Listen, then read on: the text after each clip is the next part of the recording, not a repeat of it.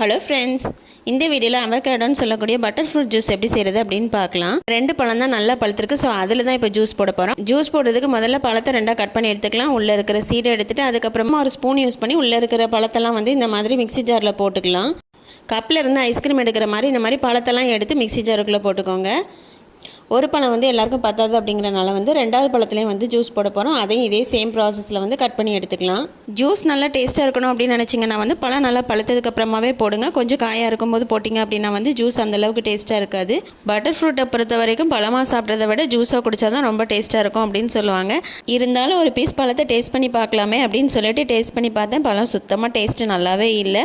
இப்போ நம்ம வந்து ஜூஸே ட்ரை பண்ணிடலாம் அப்படின்னு சொல்லிட்டு கட் பண்ணி வச்சுருக்க பழத்தில் வந்து நாட்டு சர்க்கரை ஆட் பண்ணியாச்சு. ஒரு சுற்று அரைச்சி எடுத்ததுக்கப்புறமா கொஞ்சமாக பால் ஆட் பண்ணிவிட்டு மறுபடியும் வந்து அரைச்சி எடுத்துக்கோங்க. நாட்டு சர்க்கரை ஆட் பண்ணனால கலர் கொஞ்சம் டார்க்காக இருந்தது, பட் டேஸ்ட் ரொம்ப சூப்பராக இருந்தது. கண்டிப்பாக நீங்களும் ட்ரை பண்ணி பாருங்கள். Thank you friends.